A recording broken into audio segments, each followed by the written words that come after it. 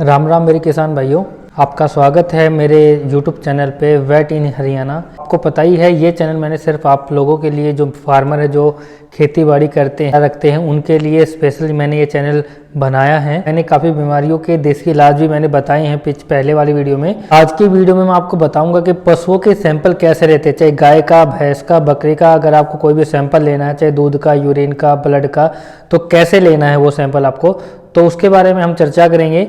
और किसी भी भाई बंधु को मेरी वीडियो पसंद, वीडियो को लाइक जरूर कीजिए, चैनल को सब्सक्राइब कीजिए और अपने जो किसान भाई फार्मर को शेयर भी कीजिए, क्योंकि काफ़ी लोग ऐसे होते हैं जिनको पता ही नहीं होता कि सैंपल लेने कैसे हैं लेबोरेटरी तक पहुंचाने के लिए। आज उसी के ऊपर चर्चा करेंगे। तो दूर से काफ़ी लोग सैंपल लेके आते हैं अपनी लेबोरेटरी तक, और वो वहाँ पे आने के बाद क्या कहते हैं कि ये सर, ये आप सैंपल गलत ले आए, आपको कैसे लेके आना चाहिए। वो इतनी दूर से आते तो परेशान हो जाते हैं। तो वो आज सब डाउट इस वीडियो में मैं क्लियर कर दूंगा कि आपको सैंपल कैसे कलेक्ट करना है, उसकी जो प्रिकॉशन है और कैसे नहीं करना है, तो वो सावधानियां कैसे बरतनी है आपको वो भी बताऊंगा, प्रिकॉशन क्या लेना है वो भी बताऊंगा। इस वीडियो में एंड तक आप बने रहिए कि जो अगर आपने कोई भी पॉइंट मिस कर दिया तो आपको बहुत बड़ी दिक्कत हो सकती है। लेबोरेटरी में आपका सैंपल जो भी आप चेक करवाते हो उसमें इशू आ सकता है। अगर रिपोर्ट सही नहीं आए ये भी इशू हो सकता है। एक पॉइंट को समझिए, मैं क्या क्या बोलूंगा, क्या क्या समझाऊंगा वो समझिए, उसी तरह से आपको सैंपल कलेक्ट करना है, चाहे भैंस का हो, चाहे बकरी का हो, चाहे गाय का हो। पशु का अगर आपको सैंपल चेक करवाना है तो आपको इसी तरीके से लेके आना पड़ेगा अपनी लेबोरेटरी तक। चाहे कोई भी आप लेबोरेटरी, प्राइवेट लेबोरेटरी में जाते हो या सरकारी लेबोरेटरी में जाते हो, तो वहां पे ऐसे ही लेके जाना होगा आपको, तभी आपका प्रॉपर चेक होगा, भी आपकी प्रॉपर रिपोर्ट आएगी और आपका जो पशु पे ट्रीटमेंट चलेगा उसी रिपोर्ट के अनुसार चलेगा। तो जो भी भाई सैंपल चेक करवाते हैं, देखो सैंपल चेक करवाना अच्छी बात है, जागरूकता बढ़ रही है लोगों की कि पशुओं के सैंपल भी चेक आजकल बहुत ज्यादा क्वांटिटी में हो रहे हैं। तो उसी के लिए आप भी अपने, अगर पशु बीमार होते हैं तो सैंपल जरूर चेक करवाइए। जो आपके पशु है उसके ठीक होने के चांस बहुत काफ़ी बढ़ जाते हैं। अगर आप ऐसे अंधाधुंध उसको इंजेक्शन मारते रहोगे, अपनी गाय को, पशु को इंजेक्शन मारते रहोगे, तो आपका पशु अपना दूध भी कम कर देगा और आपका जो दूध थोड़ा बहुत देगा उसमें आपके दवाइयाँ वगैरह, इंजेक्शन वगैरह के साल्ट वगैरह आ भी सकते हैं। कई बार क्या होता है कि आप अगर जो भी इंजेक्शन आप लगवाते हो उसमें उस दवाई के कुछ ना कुछ इफेक्ट जरूर होता है, ये तो गारंटी है, होता है। कोशिश कीजिए कि अपने पशु के पर एक बार रिपोर्ट के अनुसार ही चेक कीजिए, चाहे वो गाय हो, चाहे भैंस हो, चाहे बकरी हो, चाहे आप डॉग रखते हो, डॉग के बिहाव पे आप अपना ट्रीटमेंट शुरू कीजिए। आपको बताऊंगा दूध का सैंपल कैसे लेते हैं, गोबर का सैंपल कैसे लेते हैं, यूरिन का सैंपल कैसे लेते हैं और पशु के ब्लड का सैंपल आप कैसे लेते हैं। सबसे पहले हम चर्चा करेंगे कि दूध का सैंपल कैसे लेते हैं। मैंने मेरे पहली वीडियो में एक बताया था कि थनैला के क्या लक्षण है, क्या आप कैसे ठीक कर सकते हो। तो आज मैं बताऊंगा कि आप जो थनैला अगर आपके पशु में हो जाता है तो सैंपल कैसे कलेक्ट करते हैं। तो सबसे पहले मैं आपको बताऊंगा कि मिल्क, दूध का सैंपल आप कैसे कलेक्ट करना है, चाहे आपकी भैंस हो, चाहे बकरी हो, चाहे गाय हो। तो ज़्यादा वीडियो लंबी ना हो इसलिए मैं जल्दी जल्दी क्लियर करूंगा। तो सिम्टम्स मैंने पहले वाली वीडियो में बता दिए थे, क्या क्या दिक्कत आती है, तो कितने प्रकार की बीमारी होती है, वो सब मैंने पीछे वाले वीडियो में क्लियर कर दिया था। तो अगर किसी ने नहीं देखी तो वो पहले वो जाके जरूर देख लें कि सैंपल चेक क्यों करवाना चाहिए। अगर आप दूध का सैंपल चेक करवाते हो आपको क्यों करवाना चाहिए, यूरिन का क्यों करवाना चाहिए, फीकल का क्यों करवाना चाहिए, ब्लड का क्यों करवाना चाहिए, वो मैंने पहले वाले वीडियो में बता दिया है। आज की वीडियो में मैं सिर्फ आपको ये बताऊंगा कि सैंपल कलेक्ट कैसे करना है। सबसे पहले आपको कहीं भी आप ले सकते हो, मेडिकल स्टोर से 5 रुपए 10 रुपए की मिल जाती हैं। बिल्कुल सील पैक होना चाहिए, कोई यूज की नहीं होनी चाहिए कि आपने यूज की ले ली या कहीं से मेडिकल स्टोर से उठा लिया या कहीं अस्पताल से ले लिया, ऐसा नहीं है।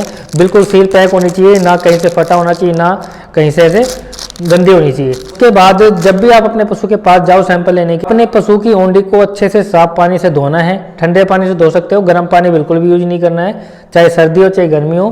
ठंडे पानी से ओंडी को धोना है। ओंडी को धोने के बाद उसको साफ कपड़े से पोंछना है।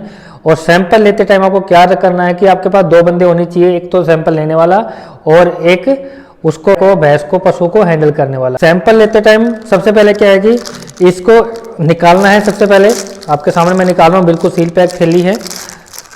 उसके बाद ये जरूर ध्यान रखना है आपको कि जो आपके सिरिंज है उसके साथ नीडल जरूर हो। बिना नीडल वाली सिरिंज में तो कभी भी ना लेके आए, क्योंकि कंटामिनेशन यहाँ से जो सामने वाला छिद्र है यहाँ से आ सकता है, इन्फेक्शन, कंटामिनेशन जो भी आपका। इससे क्या हुआ कि जो आपकी रिपोर्ट है वो गलत आएगी, इन्फेक्शन आ सकता है, कंटामिनेशन आ सकता है। अगर आपके दूध में इन्फेक्शन नहीं भी होगा तो भी इसमें इन्फेक्शन दिखा देगा। तो मैंने आपको बताया कि 2 बंदे होने चाहिए, एक तो सैंपल लेगा और एक बंदा जो उसकी पूंछ है वो पकड़नी है। पूंछ को पकड़ना बहुत जरूरी है, क्योंकि पूंछ जब वो हिलाएगी तो दूध के साथ साथ कई बार इसके अंदर रेत चला जाता है, उसकी पूंछ में लगा हुआ कचरा जो भी है उसके अंदर जा सकता है। तो प्रिकॉशन आपको लेनी है। अगर आपको सैंपल चेक करवाना है तो प्रिकॉशन आपको लेना जरूरी है। उसके बाद पूंछ पकड़ लेना है। पूंछ को पकड़ने के बाद जो बंदा सैंपल लेगा उसको पीछे से ऐसे खोलना है, इसको ये ऐसे निकाल लेना है। बिल्कुल साफ अपने हाथ को, अच्छा अगर आपके पास ग्लव्स है तो ग्लव्स पहन सकते हो, कोई ऐसा इशू नहीं है। अच्छे से आप हैंड वॉश कीजिए और हैंड वॉश करने के बाद धार जो थन है उसकी धार मारनी इसके अंदर। ना आपको गिलास से इसके अंदर डालना है, ना कप से इसके अंदर डालना है, ना किसी बोतल में डाल के लेके जाना, ना कोई किसी दवाई के अंदर, दवाई की बोतल के अंदर लेके जाना है। आपको अगर आपके सैंपल चेक करवाने प्रॉपर तरीके से, रिपोर्ट आनी है तो आपको कैसे चेक करें, पशु के थन से इसके अंदर धार मारनी है आपको, और धार मारने के बाद आपको बंद कर देना है। सैंपल की क्वांटिटी आपको कितना ml लेनी है, 5 ml आपके लिए इनफ रहेगा। आपको 5 ml से ज़्यादा भरने की जरूरत नहीं है। कोई 50-50 ml की सिरिंज लेके जाता है, वो वेस्टेज ऑफ मनी है, उसकी ज़्यादा इतना फायदा नहीं। जो सैंपल चेक करने होते हैं लेबोरेटरी में, उसके में सिर्फ आपको 5 ml सैंपल इनफ रहता है। 5 ml सैंपल में आपका टेस्ट जो भी हम लेबोरेटरी में चेक करते हैं, मिल्क के 2-3 टेस्ट हम करते हैं, वो 5 ml में आराम से इजीली हो जाते हैं। तो आपको कोई भी 50 ml, 10 ml, 20 ml की सिरिंज लेने की जरूरत नहीं है। काफ़ी लोग क्या करते हैं कि 50-50 ml की सिरिंज ले आते हैं, वो वेस्टेज ऑफ मनी है। आपके लिए पैसे की वेस्टेज है और हमारे लिए वो सिरिंज कुछ काम के होते नहीं, हमें तो डस्टबिन में डिस्कार्ड ही करने होते हैं। हाँ, बट जो आप सिरिंज लेते हो जिससे मेडिकल स्टोर से और कहीं से भी, उसकी चांदी चांदी हो जाती है। तो कोशिश कीजिए कि आप 10 ml या 5 ml की ले लीजिए, इनफ रहता है। अगर 10 ml लेके आओ तो 10 ml लेके आ सकते हो, वरना 5 ml बहुत रहता है। और आपको ये जरूर ध्यान रखना है कि आपको कोई भी दवाई शीशी वगैरह में नहीं लेके आना है।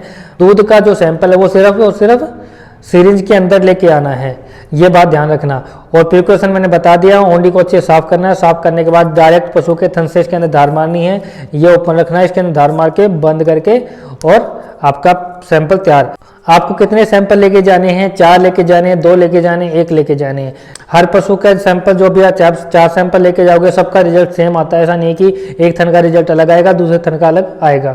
इसमें सिर्फ आपको ये है कि आप सैंपल अच्छे से प्रिकॉशन करके लेके जाइए, आइस में लेके जाइए, आइस क्यूब वगैरह में डाल के लेके जाइए, तो वहाँ तक जब आपकी लेबोरेटरी वहाँ तक पहुँच जाए अच्छे से, खराब ना हो। और उसके बाद आपको ये जरूरी नहीं है कि लिखना कि sample number 1, sample number 2, sample number 3, क्योंकि जो आपकी रिपोर्ट आएगी वो 4 थनों की एक आएगी। उसके बाद आपको जो इंजेक्शन लगेगा पशु के गर्दन के अंदर लगेगा, तो ये नहीं कि उसके थन के अंदर लगेगा। तो इसलिए आपको 1, 2, 3 लिखने की जरूरत नहीं है। कोई उस पर धागा बांध के आता है, कोई टेप लगा के आता है, ऐसा कुछ भी जरूरत नहीं है। नीडल जरूर लगा के लेके आनी है, नीडल जरूरी है। और काफ़ी डॉक्टर बोल देते हैं कि सर उसमें नंबर लिखना है, ये कोई लिखने की जरूरत नहीं है। तो आपको ऐसे तो लेना है, आपको मिल्क का सैंपल, आपने जो पशु का दूध अगर चेक करवाते हो किसी भी लेबोरेटरी में, तो ऐसे लेना, चाहे गवर्नमेंट में करवा रहे हो चाहे प्राइवेट में करवा रहे हो, तो आपको सैंपल लेना है ऐसे। उसके बाद आता है आपका फिक्कल का सैंपल, आपको कैसे लेना है। फिक्कल के सैंपल के लिए तो देखो, कोई भी कंटेनर भी आता है, एक छोटा सा कंटेनर आता है, वो मेरे पास अभी उपलब्ध नहीं है, जिसमें आप यूरिन भी कलेक्ट करते हो, तो वो भी कंटेनर में आप फिक्कल अपना लेके आ सकते हो। आपका जो फिक्कल होगा, जो गोबर होगा, गोबर में से आप बीज का हिस्सा कोई भी उठा के आप लेके आ सकते हो। पुराना गोबर आपको नहीं लेना, जो एट ए टाइम गोबर के उसका बीज का कोई भी हिस्सा उठा के उसके कंटेनर में डाल के आपके लेके आ सकते हो। अगर आपके पास कंटेनर अवेलेबल नहीं है तो भी कोई भी एक माचिस की डिब्बी ले लेना। माचिस की डिब्बी के अंदर आप वो गोबर थोड़ा सा उठा के उसके अंदर डाल के आप लेके आ सकते हो। ये होता है फिक्कल लेने का तरीका। फिक्कल में आपको कुछ भी टेंशन लेने की वगैरह की जरूरत नहीं है। फिक्कल के लिए आपको, आप अपने माचिस की डिब्बी लो, उसके अंदर डाल के आप ले आओ। ये नहीं कि आप थैली भर भर के वहां पे लेबोरेटरी तक पहुंचाओ, वो क्या करेगा आपके गोबर का, कोई वो तो है नहीं कि उसका यूज है। तो आपको सिर्फ क्या करना है कि माचिस की डिब्बी लेनी है, उसके अंदर ही वो गोबर डाल के अपना ले आओ। दूध का सैंपल कैसे लेना है, फिक्कल का सैंपल कैसे लेना है, अब मैं बता देता हूँ आपको यूरिन का सैंपल कैसे लेना है। जब कभी भी यूरिन में अगर मान लो ब्लड आ रहा है या और कोई इन्फेक्शन आ रही है, कुछ भी दिक्कत है, तो उसका सैंपल आप देखो। यूरिन सैंपल कलेक्ट करने के लिए आपके पास 2 ऑप्शन रहेंगे, या तो आप सिरिंज में भी ले सकते हो, या वो जो फिक्कल वाले कंटेनर बताया था, माचिस की डिब्बी नहीं, कंटेनर जो आता है, कल्चर कंटेनर आता है एक, उसमें आप डाल के ले सकते हो। और जो यूरिन भी आपको डालना है तो वो किसी भी कप या उसके अंदर नहीं डालना है। जैसे ही आपका पशु यूरिन करता है, उसकी पूंछ जरूर पकड़ लेना। पूंछ पकड़ने के बाद या तो आप सिरिंज उसके यूरिन के ऐसे पास लगा सकते हो, या वो जो कंटेनर है उसके नीचे आप लगा सकते हो। तो दोनों चीज आप ऑप्शन में है, आप दोनों में से कोई भी आप एक यूज कर सकते हो। तो ये बता दिया मैंने आपको यूरिन का सैंपल कैसे लेना है। इसके बाद आता है कि ब्लड का सैंपल कैसे लेना है। ब्लड के सैंपल के लिए आपको जुगुलर वेन से ब्लड का सैंपल लेना है आपको, और पशु के यहाँ से एक टाइट सा दबाना पड़ता है पार्ट, और जिससे वो जुगुलर वेन है वो मोटी हो जाती है, और वहाँ पे एक नीडल मारनी पड़ती है। देखो प्रैक्टिकल में नहीं दिखा सकता आपको, क्योंकि प्रैक्टिकल दिखाना थोड़ा कई बार पॉसिबल नहीं होता है, तो अगर कभी किसी का पशु का मैंने सैंपल लिया तो मैं आपको प्रैक्टिकल भी दिखाऊंगा कि भाई पशु का सैंपल कैसे लेते हैं, गाय का सैंपल कैसे लेते हैं, बकरी का सैंपल कैसे लेते हैं, भैंस का सैंपल कैसे लेते हैं, डॉग का सैंपल कैसे लेते हैं। ये एक पूरी वीडियो में जैसे मेरे पास कोई सैंपल के लिए आएगा तो मैं आपको जरूर बताऊंगा कि ये सब सैंपल कलेक्ट हम कैसे करते हैं। रेड वाइल आती है जिसकी कैप रेड होती है, उसके अंदर आपको ब्लड लेना होता है। अगर आपको सीरम निकालना है तो रेड कैप की वाइल लेनी है, अगर आपको सीरम नहीं निकालना है तो ब्लू कैप की आपको वाइल लेनी है। तो 2 वाइल लेनी होती है, तो अलग अलग वाइल में अलग अलग टेस्ट होते हैं, ये बात ध्यान रखना है आपको। आप जुगुलर वेन आपको साफ करो तो आप जहाँ पे से आप सैंपल ले रहे हो एक बार उसको साफ जरूर कर लो अच्छे से, जो कॉटन या स्प्रेड से लेके एक बार साफ जरूर कर लो ताकि वहां से कोई गंदगी नीडल के अंदर ना जाए। बकरी के अंदर भी वो वेन से ही लेते हैं, तो मैंने बकरी का बता दिया, आपको भैंस का बता दिया। उसके बाद आपको मैं डॉग का बता देता हूँ। डॉग का आप सैंपल लेते हो वो लेना पड़ता है पैरों से। डॉग के 4 पैर होते हैं, कोई भी पैर में से कोशिश करना कि आगे वाले पैर से आप सैंपल लो, और बाद में अगर नहीं हो तो पीछे वाले से आप ले सकते हो। आगे वाले पैरों से ब्लड का सैंपल लेना बहुत इजी रहता है, आसान रहता है, तो आप आगे वाला पैर यूज कर सकते हो। तो डॉग का सैंपल आपको कैसे लेना है ब्लड का वो मैंने बता दिया है।